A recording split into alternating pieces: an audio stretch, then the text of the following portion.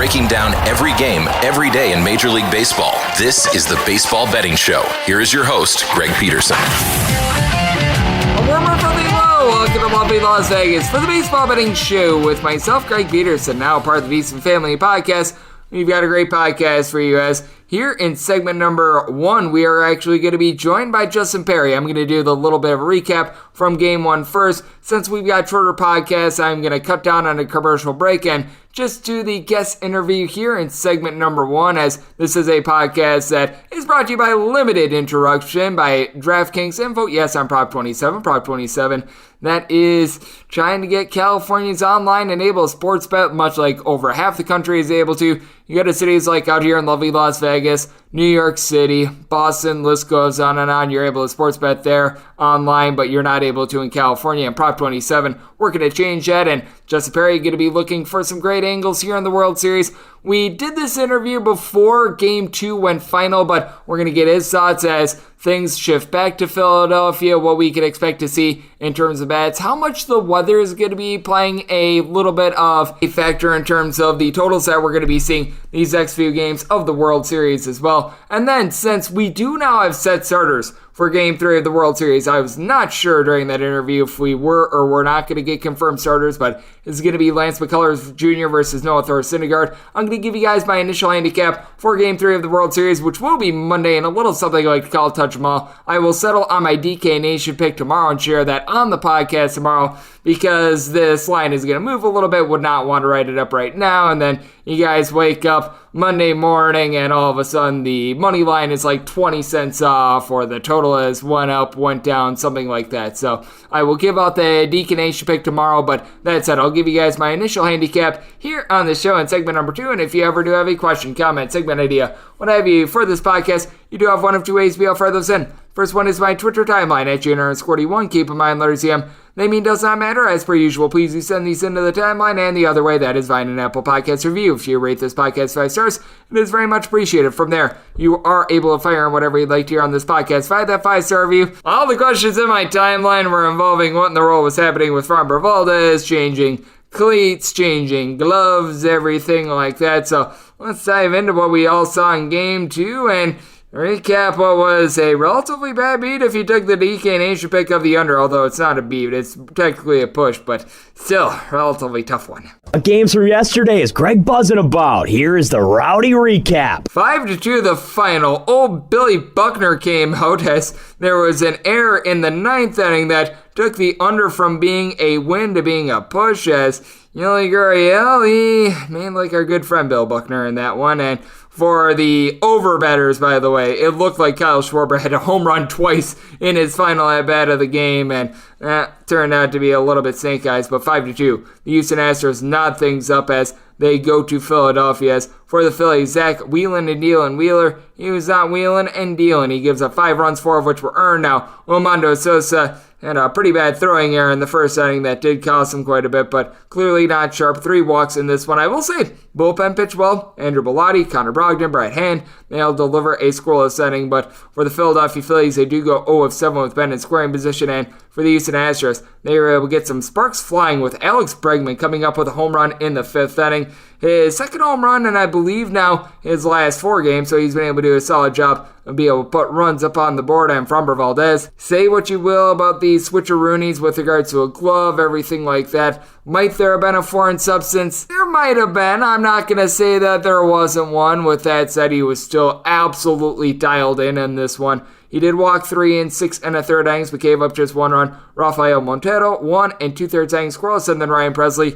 He pitched well. There was just that error that had him give up an unearned run in the 9th inning. It costed us the under, but that said, Houston able to bounce back in a big way. And Jose Altuve, a big game in this one as well. He had 3 hits in the postseason prior to World Series Game 1, so he had 4 in total entering into Saturday night. He had 3 in this one, so he was able to bust out that funk, and then Bregman with a big hit, being able to get that home run. So that's what we saw in Game 2 of the World Series. Now let's chat with Justin Perri, as he does a great job over there at Shockbaldy Bets. We did the interview a little bit before as we were doing this during the World Series, so I'll let you hear right about now. This is the man that is joining me all year long on this podcast. Does an amazing job handicapping a little bit of everything. college basketball, football, baseball, you name it, he does it. And you're able to follow him on Twitter at Justin Perri. Last name is spelled Perri, and then the number 8 altogether. And Justin, it is always great to have you aboard. Thank you. Hey, what's up, Greg? Always a pleasure to be here with you. Excited to talk a little World Series baseball. We get some November baseball coming up soon. It is one of the best times in sports all year. I love this whole little countdown to college basketball. We got NFL at, the height of the season. And, of course, baseball just coming together with the Fall Classic. It's been great. So excited to chat, though. I am excited as well. And when it comes down to it, we know that at the very worst, the Philadelphia Phillies are going to be returning to Philadelphia, tied up 1-1. It could be a case in which they take both. I actually think that Zach Wheeler has a good shot of pulling out Game 2. We are doing this just before the start of Game 2, so we have no idea how that fared. But at minimum, Philadelphia is going to be heading back home with a split. And I do think that makes it so intriguing as to what we're going to be seeing in Game 3, because my biggest takeaway from the series as far as that you did have Ranger Suarez come out of the bullpen in Game 1, who I'm sure everyone was thinking was going to be that Game 3 starter. So it leads to a big question of what do the Phillies do when they return to Philadelphia? Because you sort of thought that Noah Syndergaard was going to be that Game 4 starter. Does he perhaps go up to Game 3 and then they push back Ranger Suarez to Game 4? Do they stick with Suarez and make it sort of a bullpen game du jour, something like that? I think that that's a big question mark for the Phillies, because it was very clear that when they were in Houston, they sold out to try to get, at the very minimum, one win going back to Philadelphia. And, I would say that's the right play. You want to lock that win in, right? Like, there's a lot less pressure on them tonight. There is no case in which they're going with their backs against the wall. They get to play a little bit of a looser baseball. They're the underdogs. Again, no one has them winning, but they took the first game against the guy everyone said was going to be the best pitcher. We all know Verlander in the World Series. We talked about it Wednesday night, Greg. I mean, it hasn't been great. He gave up a couple. He, let them back into that game. I only wish I just told people to take them down 5 runs. But I think that you probably do see Syndergaard coming out for Game 3. That's what I would expect. It feels like it's the right call. You could maybe have Ranger Suarez pitch in that game maybe as well in a similar way, and then they throw a bullpen game in Game 4. I'm not really sure. That's why I'm not the manager of a big league ball club, but I do think that this is probably going to be a pretty good opportunity for Syndergaard. I mean, he pitched on the 22nd, I think, against the Padres was his last outing. Game 4, yeah. That was already about 7, 8, 9 days ago, so rest isn't really a problem moving him up. I would expect the same thing for Ranger. It's not like, facing 2 batters last night is really going to make him unavailable to go 4 or 5 innings of legitimate work. Now, let's be honest about Ranger Suarez. I think that was smart to use him last night in that situation, because this Astros team does hit lefties very well. He could be in for a tough meeting with this team if forced to face this lineup through twice. I could see him getting through the rotation once and getting pulled, and that being more than enough from this team that can sort of deploy him as like a utility pitcher in spots where they need the lefty. I don't know. We'll have to see what comes up. But I don't know. What do you think they should do, Greg? It's a lot of speculation right now, right? We don't have the pitcher listed. We don't really know what's going to be going on with who's available fully. So a lot of guesswork, but it's fun. I tend to think that the Astros will have an advantage in Game 3 and take back home field quickly. Yep, I agree. I do think that for the Astros, as strange as it sounds, they might be in a better position for victory in Game 3 and Game 4 than they were in Games 1 and 2, because they won't have to go up against Aaron Nola and they won't have to go up against Zach Wheeler, and there's a big fall from there with the Phillies, whereas I do think that with the Astros, there's less of a fall-off. As joining me on the podcast, we do have Justin Perri, who does a terrific job over at Shot Quality Bets, because we know that it's most likely going to be Christian Javier and Lance McCullers going in Game 3 and Game 4, and if we think that it's going to be Ranger Suarez and Noah Syndergaard going at it, and I do think that it probably will be that in some order. I wouldn't be surprised if we see Suarez now go in Game 4, and as a matter of fact, I think that would be the correct move.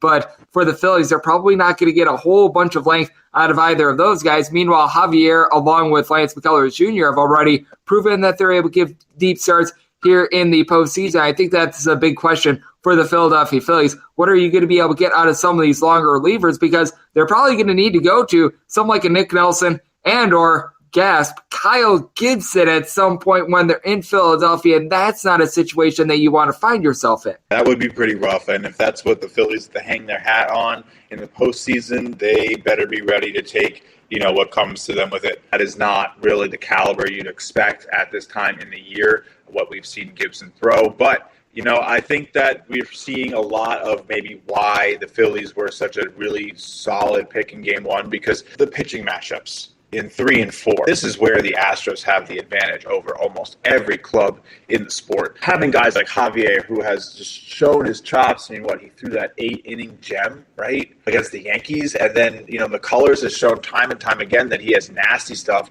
can give you the innings. And so you have 4 guys for this team that can eat up 6+ innings. And then a bullpen that comes in that doesn't have to carry all of that weight.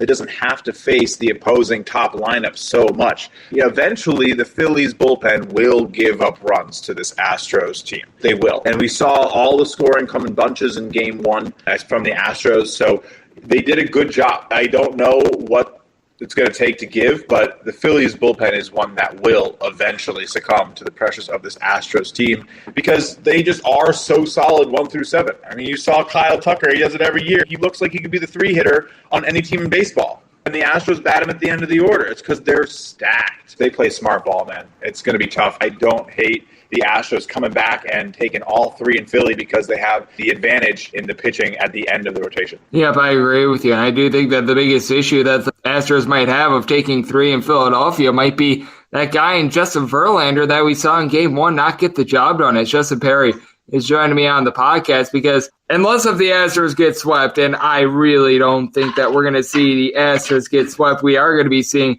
at some point Justin Verlander go out there for a game 5, and I do ultimately think that out of the 3 games that we would be seeing in Philadelphia, that would probably be the game that I would be making the Phillies perhaps the biggest favorite in, because I would honestly trust in someone like Lance McCullers Jr. against Noah Thor-Syndergaard a little bit more than I'd be trusting at this point Justin Verlander. He had that really bad start against the Mariners. You may recall in that start against the Yankees, he only gave up 1 run, but he did not look good early on in that start as well. He had men on second and third with no outs or 1 out or something like that, somehow got out of that. And, man, I take a look at Justin Verlander and him against Zach Wheeler. It is him against Aaron Nola. I think that it's advantage Aaron Nola at this point. I was at the Yankee game when, the Yankees looked like that, so that was pretty gross. Nonetheless, I think what we have to do here with this advantage for the Astros is, see it for what it is, in that the Phillies need to win behind their aces. They do not have the same chance, and that's why the plus 150 or whatever closed in game 1 is probably not a price you're going to see again in the series. If Nola or Wheeler are on the mound, I don't think we're getting close to plus 150 again. I understand that it's Justin Verlander, but people are going to be a little worried. I would expect him to bounce back, though, honestly. I mean, he had a pretty good start. He just kind of, lost it a little bit at the end there. I would expect him to maybe have a shorter leash the second time through. Game 5s usually have a lot of deciding power. Right, you take that lead, it can easily be decided in 6 games or it's over. I think Game 5 is going to be huge. It's going to be all on the shoulders of Verlander to really make that rebound, because it very, very easily could be 2-2. I think at this point, that's what you have to expect it to be in Game 5, knowing that it's 1-0 following Game 1 for the Phillies. You would expect the Astros to win 2 out of 3. That's what the odds would probably tell you would happen most times. So I expect the 2-2 Game 5, where the winner of Game 5 probably ends up winning Game 6. I did like the 6-game prop for this series. I don't see Game 7 happening. There will be like an advantage here for someone at some point. If the Astros can go in 1-1 and take Game 3 in Philadelphia, it's right back into their palms, right? Like, that's all they really need. They need 2 wins, and they need to come home. They could be down 3-2 and be okay. It's going to be fascinating, though. This is going to be a great series. I love when we get a start with the underdog taking the first game. You get that twist instantly. It's a whole shift. You don't have the favorite up 1-0 feeling like, oh, man, they're going to do it. They're going to win. Like, the Vegas was right. Like, we got a little bit of a story here, man. So I'm really excited. I like this Phillies team. Betting on them to score and win, it has been super correlated, right? So if you're going to be behind the Phillies at any time in the rest of this series, I would definitely be looking at it with them to go over their team totals. They're not winning a lot of close games, Greg. And I don't know if you see the same thing that I've seen the entire postseason, but when Philly wins, they win with a bang. And you can make money on that by, saying, okay, I'm going to get them to win and score 4+, right? More than just a money line. And it's been pretty profitable for me. In the series, you will see the Astros have the benefit of an under. Like if it's a low scoring game, the Astros probably have the edge. And then if there's a lot of runs coming in from both sides, Phillies are probably scoring more in that type of scenario to me. But we'll see. That's just my take. I'm excited to see how it unfolds. And in terms of the scoring as well, as Justin Perri, he does a great job over there at Shot Quality Bets, is joining me on the podcast. Do you think that we could see a high-scoring next few days out there in Philadelphia? Because I certainly do think so, because I mentioned it. Phillies are probably going to be having to go to guys like Nick Nelson, Kyle Gibson to be able to fill some innings if it is indeed Rangers, Suarez, and North or Syndergaard, who I don't think either of those guys are really going to be able to give you more than 5+ innings. And I do think that just based on the attrition, we could see things be quite high scoring when they go back to Philly. Yeah, it's going to be definitely a little bit interesting in Philadelphia to see how some of the weather effects can play in. You never know what the weather's going to be like out there. I'm actually taking a peek right now. It looks like it should be a pretty solid week. It doesn't look like it's going to get too cold. Some of the evenings might be a little chilly, but if it does get cold, I would be looking to those unders. I think you got to be ready for it. Coming from like nice, warm Houston, going into that cold Philly air, I just think you could see the pitchers get a little bit of an edge. Some of those breaking balls, get a little bit, more zip. We'll see how it ends up going, but I could see the games getting a little bit more towards those fall classic scores of 3-2 when we get to Philly versus like that warm weather Houston 5-5 type of thing that we might see for these big offenses. But time will tell. I love how, environment impacts this game. It's really cool. I always go and study up on the visual memory index stuff that is put out by some of the people who track, the way players change their vision of the ball when they go to different climates because of how the ball breaks in different densities of air. It actually matters. It's kind of crazy, but it's part of why the Rockies have such a hard time going on the road, actually. And it's fascinating. But nonetheless, we'll see how they do. I think it's going to be a really, really interesting bit of baseball fun because the Phillies haven't had the World Series there in a long time, and they're a baseball city. I know the tickets are crazy expensive. I heard $1,100 to get into the game. City loves its sports teams. I would love to see Philly do it. I need some revenge for my Yankees. But I don't know. If the Astros do it, do we get the Yankees blowing up? I'm not trying to have a Yankees chat, but I want that. I don't know. Nonetheless, I hope that we get some good October, November baseball here in Philadelphia. Oh, I think that we are going to be getting some, and we always get in great insights whenever you join this podcast, Justin. You do amazing work, and I know you were talking about environments, and I know you're busy at work taking a look at college basketball environments for that upcoming season as well over there at Shot Quality Bets. So love to get people at home know what's all on tap for you and how people can follow along on social media and other platforms. Oh, thank you so much, Greg. I'm so excited about this college basketball season. I have teamed up with some of the great people, the data scientists at Shot Quality Bets, to help create some really cool tools, enhance some of their projection systems, and create a better home for data-oriented gamblers to use predictive data instead of results. We get so caught up on results and, this team won by 20, but basketball is so lucky at heart, right? Bad shots go in, terrible shots go in, and really good shots miss all the time. But we're trying to fix that over at Shot Quality. You can follow us at Shot Quality Bets on Twitter, and we'll have a lot of cool stuff coming in the next couple days, couple weeks, a lot of free trials, demos to some of the powerful tools. Create your own model without learning how to code. So some really cool stuff. Always appreciate the chance to talk about it, Greg. Looking forward to having some of the college basketball conversations. We had a little convo about that Baylor game that's coming up. It's going to be a 40-point line. It's going to be a good time. Be a great season. It certainly is going to be, and we shall see how things are going to be going as we've seen some scrimmages that have been marquee over the last few days in college basketball. 9 days from now, we are going to be having the action back in our lives. I know that our good friend Justin is very excited about that, and I am very excited as well. But before we get there, we're going to have a tremendous World Series. I know that Justin is doing an amazing job of handicapping that. A big thanks to Justin for joining me right here on the Baseball Betting Show, now part of the VSiN Family Podcast. Coming up next, we don't necessarily know fully what we're going to be getting in Game 3 of the World Series, since that is going to be played on Monday, but I'll give you guys a little bit of an overview and sort of my expectations next here on the Baseball Betting Show with myself, Greg Peterson, now a part of the VSiN Family Podcast. Are you ready to become a winning sports bettor? Schedule a call with SBIA to find out how their service can make you a long-term winning player. They've developed an innovative algorithm that maximizes units return, and they are so confident in their system that they offer a money-back guarantee. Sign up by October 31st and get their MBA package at no cost until they reach 10 net units. They treat sports betting like a business. So if you want to learn how to make your sports betting dreams a reality, visit them at SBIA1.com and check them out on social media at SBIA Sports. Breaking down every game, every day in Major League Baseball. This is the Baseball Betting Show. Here is your host, Greg Peterson.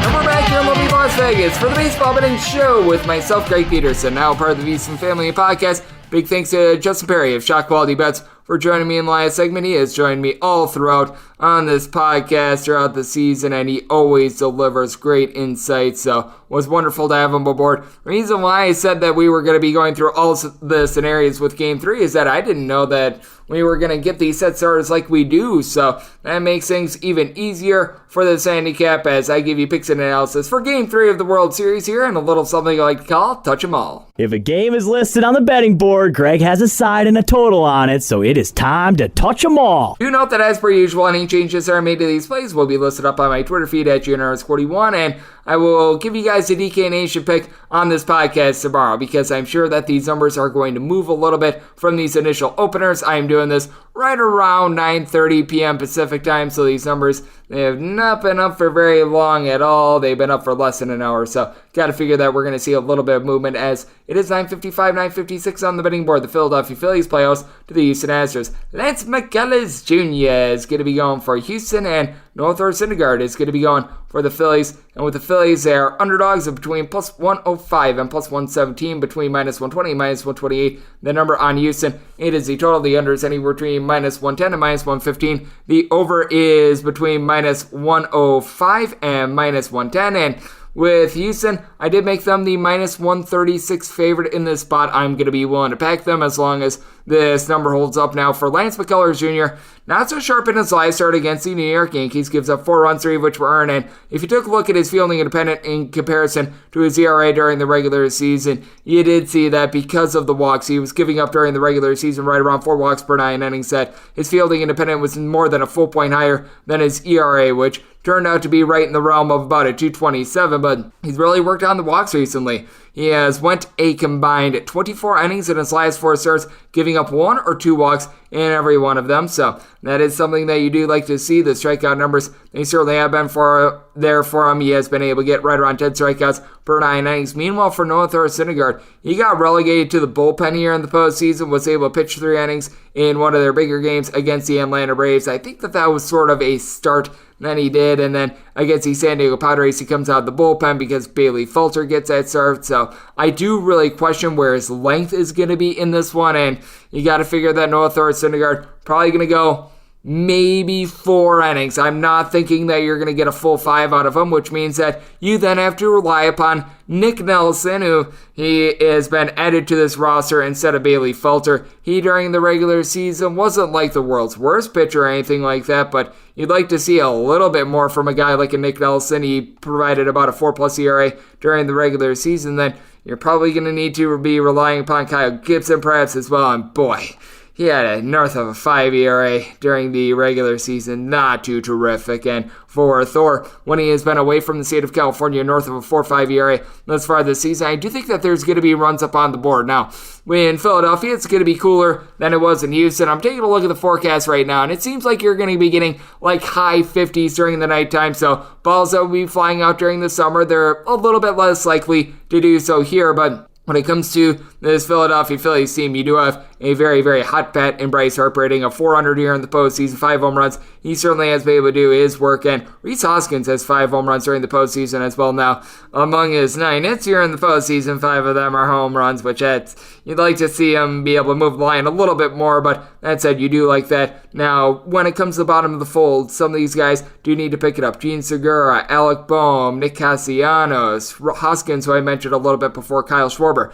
These guys are all hitting at 230 or lower during the postseason. Schwarber, as we know, though, he's able to go deep at any given time. And for the Houston Astros, this bunch has really been able to rack up the runs. They have scored at least 5 runs in now each out of their last 4 games, and for that matter, they have been able to put up 4+ runs in all but 3 of their postseason games thus far. So, doing a nice job on that front. Yordan Alvarez, he had a nice hit in game number 2. It looks like he's busting out of his funk. He scored multiple runs in that game. Yoli Gurriel has really been good here in the postseason. He's hitting above a 350. Chas McCormick has been able to move the line at the bottom of the fold. Jeremy Pena, he has been able to supply a trio of home runs. Not necessarily the world's greatest. Game 2 from, but Alex Bregman, trio of home runs here in the postseason. And finally, Jose Altuve is busted out of his funk. He gets 3 hits in game 2. He had been 4 of 37 entering into game 2. So I think that's exactly what the team needed to get going. And heck, even someone like Martin Maldonado has been able to move the line a little bit. Now for the Houston Astros, best bullpen in terms of ERA in the big leagues, both in the regular season and the postseason. A sub-1 bullpen ERA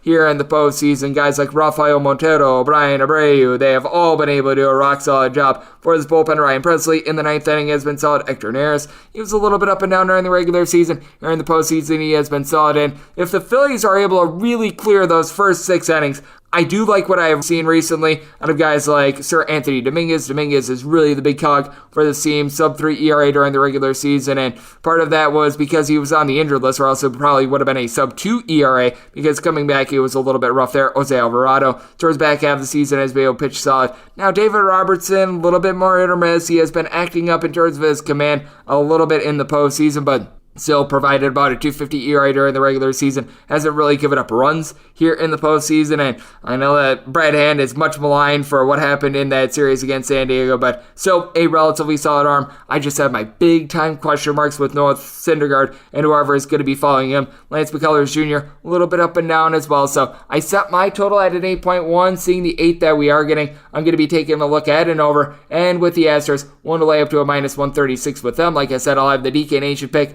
for this game tomorrow on the podcast, and that will wrap things up for this podcast, as I'll be coming at you guys every single day throughout the remainder of the baseball season. And if you do like hearing from this fine podcast, Baseball Betting Show, you're able to subscribe wherever your podcasts, Apple Podcasts, Google Play, Spotify, Stitcher, and TuneIn. If you've got a question, comment, segment idea, want to have you for this podcast, you do have one of 2 ways to be able to fire those in. First one is my Twitter timeline at JNR41. Keep in mind, letters EM, they mean does not matter, so as per usual, please do send these into the timeline. And the other way, that is fine, an Apple Podcast review. If you rate this podcast 5 stars, it is very much appreciated. From there, you're able to fire in whatever you'd like to hear on this podcast via that 5-star review. And a big thanks once again to Justin Perri of Shot Quality Bets for joining me in the last segment. I will be coming at you guys once again on this podcast tomorrow, so thank you so much for tuning in.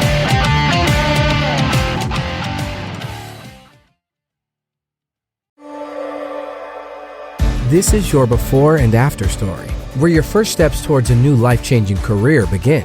Southeastern College can take you there. We offer in-demand hybrid and online programs with hands-on training, led by in-field career professionals, and career services to put you on the path to a rewarding and fulfilling future. This is where your transformation begins. Southeastern College, your future is bright. Visit sec.edu to get started.